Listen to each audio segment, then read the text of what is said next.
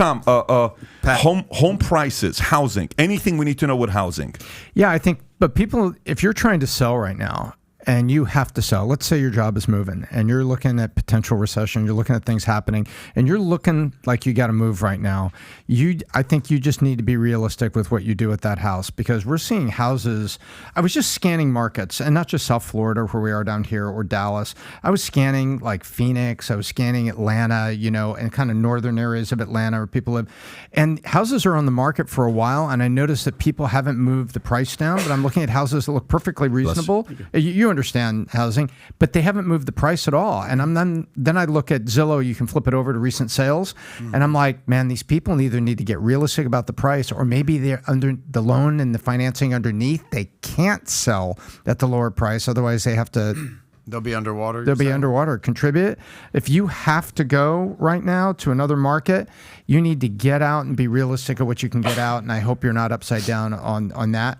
But the other thing is, just statistically looking at this, right now we've got a decline in home sales that's accelerating. It was 3% decline. Now it's 5% decline, 5.4% decline.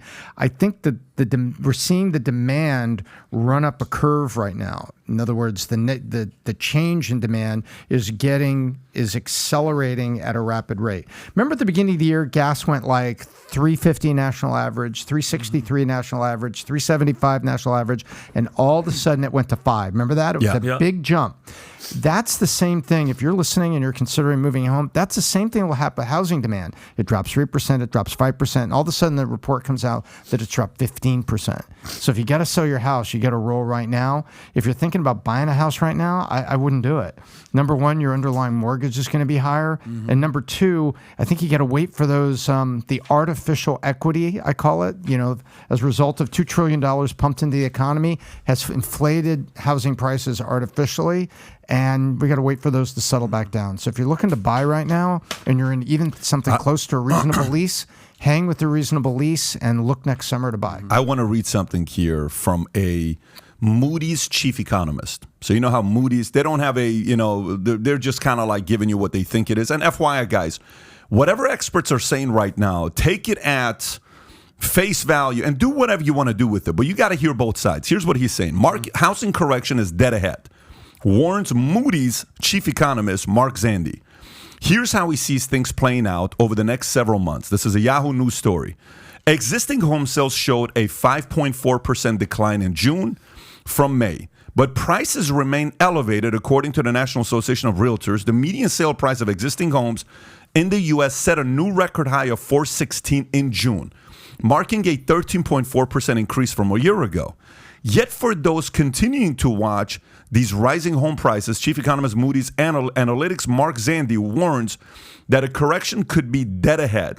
Mortgage rates continue to climb as interest rates rise further, with some forecasting a short-term rise of 3.25%. On a 30-year fixed-rate loan, mortgage rates are now sitting at about 6%. As these rates rise, mortgage payments can be several $1,000s higher than they were a year ago, Zandi says. Mm-hmm. And this loss of affordability exactly why he sees a correction in the near future.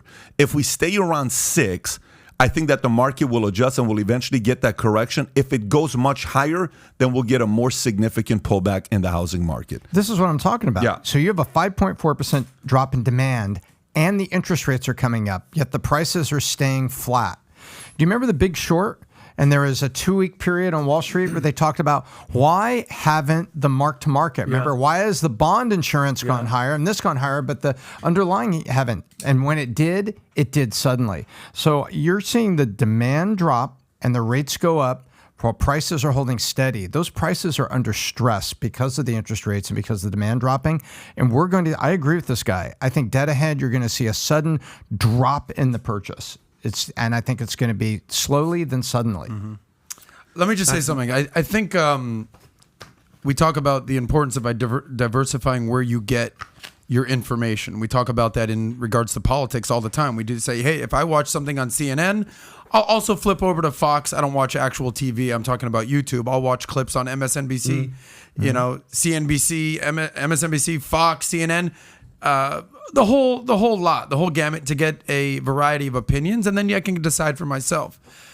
Much is the same how I view my financial advice. So like if you only got your advice from realtors, what are realtors going to tell you? It's a great time to buy. Of course, things are always going to go up. If you're only interested in the stock market, of course you need a financial advisor. Of course you need someone to manage your money. Of course you need to be reinvesting. Of course you need to buy of course, like if you're only talking to somebody who does crypto, it's like Bitcoin's going to the moon. How would you know? You got to get it on Bitcoin.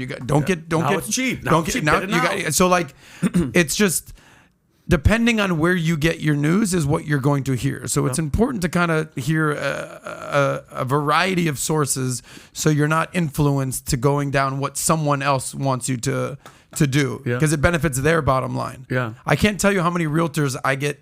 Interesting. Like I'm not a big net real estate guy, although I invest in REITs. You're familiar with REITs, right? You can own real estate without actually having to get your hands dirty. I'm a big fan of that. Okay. Anytime that I do something here on the PBD podcast where I'm like, look, I think kind of buying for most people is a little overrated. Hold on. Shocker alert. Depending on where you're at in life. Mm-hmm. So if you're young, if you're single, if you're flexible, if you want to have mobility, you talked about if you're living in Phoenix, maybe you're moving to Austin, maybe you're moving to Miami. I don't know where I'm going. Stay flexible. Like this guy just came from California. The first thing I said to him is like, you've been here about 15 fucking minutes. Don't buy right now. Just rent. Okay.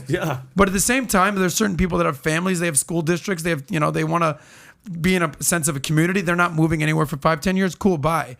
So, but it's always the people that are like, Joe Blow real estate, Bill, realtor. They're always like, you don't know what you're talking about, bro. It's like, by your Instagram name, I can already tell you that you're not going to want to hear what I have to say. Yeah. Right. Because you're Bill Realtor. Yeah. Okay? Johnny Mortgage Guy. What do you expect to say when someone talks shit about your marketplace? Yeah. That's like Pat and I are in the insurance world, right? So there's a lot of people that say, they're termites. Don't buy Universal Life. Don't buy IUL. It's a waste of money. Buy term, invest the difference. How many times have you heard that? Dave Ramsey always talks about that. Yep. So, but at the same time, if you interview a million different insurance agents, they'll tell you the benefits of buying permanent insurance rather than term, right? So just be very careful where you get your information. I like that. Here's what I took from it. Diversify the content you consume. Okay? Of course. Diversify the counsel you're getting on financial advice. Diversify it. I don't think that's a bad. I think that's actually very good counsel being given to everybody that's listening to this. So if you like this clip and you want to watch another one, click right here. And if you want to watch the entire podcast, click right here.